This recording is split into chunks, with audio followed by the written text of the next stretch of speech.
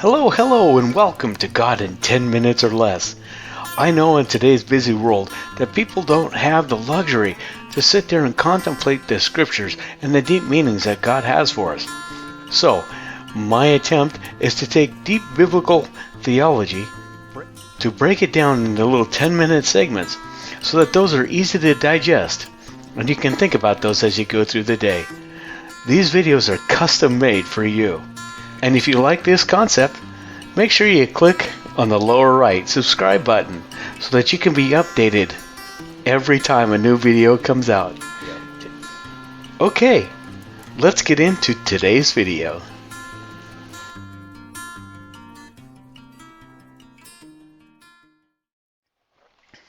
Okay, so what we have here is in Matthew 5, verses 17 through 18, people that don't understand the law and try to mix it with grace, or people that want to control other people through the law, they'll take this verse out of context. These people will like to use this verse to say that Jesus didn't fulfill the law. The verse says, "Do not think that I have come to abolish the law or the prophets. I have not come to abolish them, but to fulfill them. For I tell you, truly, until heaven and earth pass away, not a single jot, not a stroke of a pen will disappear from the law until everything is accomplished." So this is the verse that people like to use to negate what Jesus did on the cross, to negate that his work was finished when he said on the cross, "It is finished." But actually what Jesus is doing is he's saying, I didn't come to abolish the law, but to fulfill it. And then he's going to say how the law is fulfilled by first defining what the law is. He says, "You have heard that it was said to the ancients, 'Do not murder, and anyone who murders will be subject to judgment.' But I tell you that anyone who is angry with his brother will be subject to judgment. You have heard that it was said, 'Do not commit adultery.' But I tell you that anyone who looks at a woman to lust after her has already committed adultery with her in his heart." You see, what Jesus is doing is he's taking those commandments that were written on stone and he's applying them in the spiritual realm. That's what the true law is, because the law is spiritual, but we are carnal. That's in Romans 7:14. Now we know that the law is good if one uses it legitimately. We realize that the law is not enacted for the righteous, but for the lawless and the rebellious, for the ungodly and sinful, for the unholy and profane, for killers of fathers or mothers, for murderers, for the sexually immoral, for homosexuals, for slave traders and liars and perjurers, and for anyone else who is averse to sound teaching that agrees with the glorious gospel of the blessed God, which I have been entrusted." You see, what people like to say that Jesus didn't fulfill the law is they say, well, heaven and earth is still here, so he didn't accomplish his work. Well, the law is clearly used for those who are lawless. We're always going to have the lawless on the earth until he makes a new heaven and a new earth. So anyone that doesn't agree with the gospel is lawless. They are under law and not grace. Anyone who believes the gospel is not under law, but under grace. That's the difference. Everyone who practices sin practices lawlessness as well. Indeed, sin is lawlessness. But you know that Christ appeared to take away sins, and in him there is no sin. No one who remains in him keeps on sinning. No one who continues to sin has seen him or known him. Little children, let no one deceive you. The one who practices righteousness is righteous, just as Christ is righteous. The one who practices sin is of the devil, because the devil has been sinning from the very start. This is why the Son of God was revealed, to destroy the works of the devil. You see, the law stirs up sin. In fact, in 1 Corinthians 15:56, it says, the power of sin is in the law. So he doesn't abolish the law.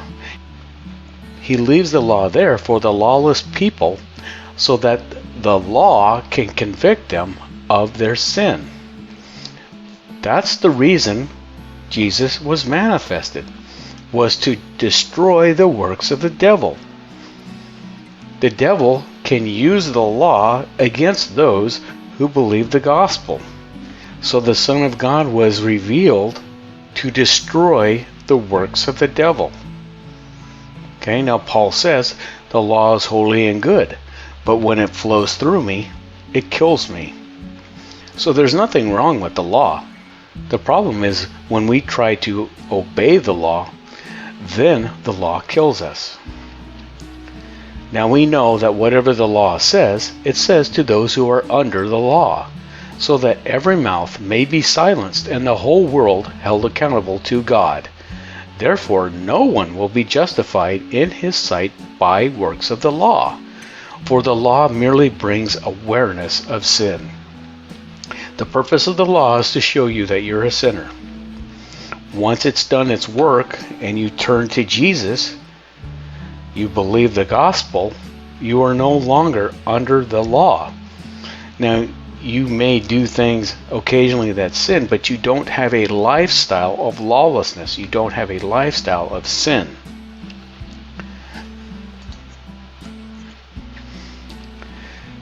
Be indebted to no one, except to one another in love.